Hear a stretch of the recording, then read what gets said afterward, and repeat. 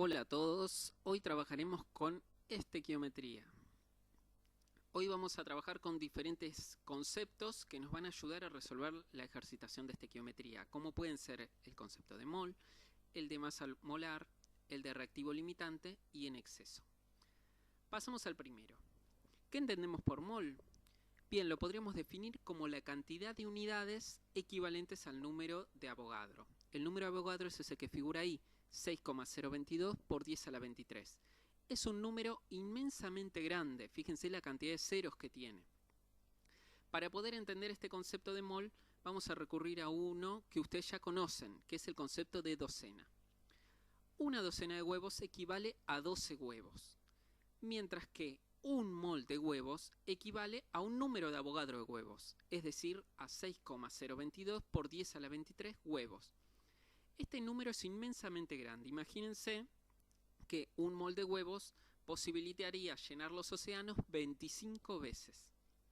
En química nosotros nos referimos al concepto de mol generalmente asociado a entidades como pueden ser átomos, moléculas o iones.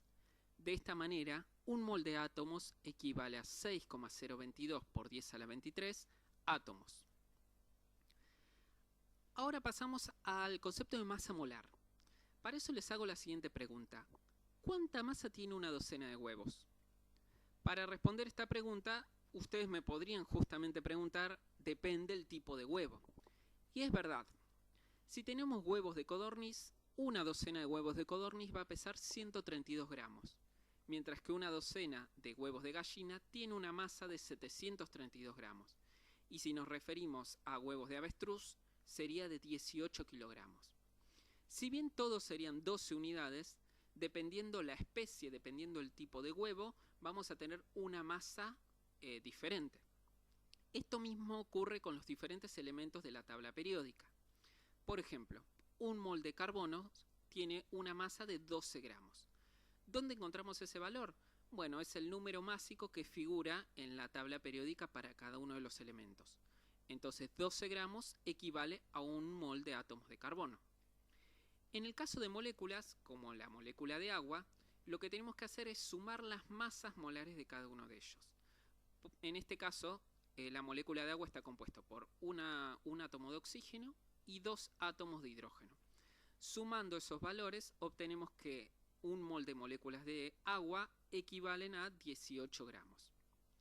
La relación entre esta masa y el mol es lo que nosotros denominamos masa molar, que tiene unidades de gramos por mol. En este caso, la masa molar del agua sería 18 gramos por mol. Ahora les propongo a ustedes que determinen la masa molar de diferentes sustancias, como podrían ser el amoníaco y la glucosa, compartan esos resultados y luego vamos discutiendo si han llegado o no, o si se han acercado a ese resultado, ¿no? Pasamos a otros conceptos como el de reactivo limitante y en exceso. Ustedes bien conocen que en una reacción química tenemos reactivos que dan como resultado productos. Esos reactivos en la vida cotidiana no se encuentran en sus cantidades estequiométricas. La mayoría de las veces eso no ocurre. Vamos a tener algunos de ellos que van a limitar la reacción o que se consumen totalmente en la reacción. Esos son los que nosotros denominamos reactivos limitantes. Mientras que los que se encuentran en exceso van a sobrar en la reacción.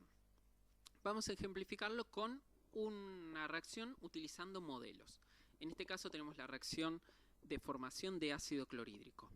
Una molécula de hidrógeno reacciona con una molécula de cloro para dar como resultado dos moléculas de ácido clorhídrico. Y ahí tenemos los modelos que representan a cada uno. El hidrógeno lo vamos a simbolizar con pelotitas azules, al cloro lo vamos a simbolizar con pelotitas rojas y al ácido clorhídrico la combinación de cada una de ellas. Analizaremos diferentes situaciones. Si tenemos una situación inicial en la que 4 moléculas de hidrógeno reaccionan con 4 moléculas de cloro, ¿cuál de las situaciones finales, que son las que se encuentran a la derecha, representan mejor a la reacción? Si observamos la ecuación química, una molécula de hidrógeno reacciona con una molécula de cloro. ¿Qué quiero decir con esto? Que por cada molécula de hidrógeno voy a tener una molécula de cloro para reaccionar. si en este caso tenemos 4 moléculas de una especie y 4 moléculas de otra, no va a haber un sobrante, un excedente en la reacción. Por lo tanto, si observamos la situación A y la situación B, la que mejor representa esa reacción es la B, en la que se observa que no tenemos excedente de ninguna de las dos moléculas. En cambio, la A tiene pequeños excedentes, 2 moléculas de cloro que sobran, entonces no sería la adecuada para representar esa situación final. Pasamos a otra reacción, a otra situación. Tenemos hidrógeno y cloro, 2 moléculas de hidrógeno que reaccionan con 4 moléculas de cloro. Como dijimos que la reacción es 1 a 1, ya de antemano se puede determinar que el hidrógeno es el reactivo limitante de la reacción y el cloro es el reactivo en exceso. Si decimos que el hidrógeno es el reactivo limitante de la reacción, no debiera aparecer en la situación final, que es lo que observamos en ambas. Tanto en la A y en la B no aparece hidrógeno. Sin embargo, en la situación B se observa como que todo reaccionó de manera estequiométrica, que no hay sobrante de ninguno de los dos reactivos. Por lo tanto, la que mejor representa esa situación sería la A, en la que tenemos un excedente, un exceso de 2 moléculas de cloro. Pasamos a una tercera situación. 4 moléculas de hidrógeno que reaccionan con 3 moléculas de cloro. Es fácil darse cuenta que el cloro es el reactivo limitante de esta reacción y el hidrógeno es el reactivo en exceso. Analizando las imágenes de la derecha, la situación A y la situación B, ¿cuál de esas dos es la que mejor representa la reacción final? Bien, en ambas situaciones tenemos excedente de hidrógeno. Entonces vamos a tener que recurrir un poco a la ecuación para darnos cuenta cuál de ellas es la más adecuada. Como decimos que el cloro es el reactivo limitante, vemos que por cada mol de cloro se obtienen 2 moles de ácido clorhídrico.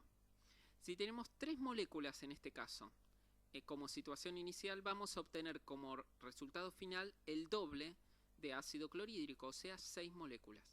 Por lo tanto, la que mejor representa esa situación sería la situación A. Vamos a otra reacción un poco más compleja, la formación de amoníaco a partir de una molécula de nitrógeno, 3 moléculas de hidrógeno, dan como resultado 2 moléculas de amoníaco. Si tuviéramos como situación inicial la mezcla de los reactivos, 6 moléculas de hidrógeno con 3 moléculas de nitrógeno, ¿cuál de ellos sería el reactivo limitante y cuál estaría en exceso? Si vemos, por molécula de nitrógeno se requieren 3 de hidrógeno. Entonces, es claro que sobra, o que se encuentra en exceso, el nitrógeno. Por tanto, reactivo limitante sería el hidrógeno. Si observamos cuál de las 3 situaciones, A, B y C, representa mejor la situación final, ¿ustedes creen que me podrían decir? Vamos a analizar una por una. Dijimos que el reactivo limitante era el hidrógeno. Sin embargo, en la situación A se observa que tenemos 2 moléculas de hidrógeno que están en exceso. Por lo tanto, la situación A no sería factible.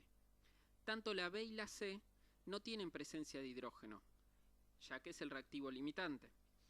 Pero tenemos diferentes cantidades de producto y reactivo en exceso. Entonces vamos a analizar estequiométricamente qué es lo que ocurre. Nuevamente recurrimos al reactivo limitante para definir las cantidades de amoníaco finales que se formaron. Si tenemos 3 moléculas de hidrógeno que rinden 2 moléculas de amoníaco, y esto a partir de la reacción química. Si observamos nuestra situación, tenemos 6 moléculas de hidrógeno, entonces obtendríamos como resultado 4 moléculas de amoníaco. Por lo tanto, la situación que mejor representa eso sería la C, en la que obtenemos como producto final 4 moléculas de amoníaco y un excedente de 1 molécula de nitrógeno. Bueno, esto es todo por ahora. Ya saben que para dudas, consultas y otros aportes, no dejen de escribir. Muchísimas gracias.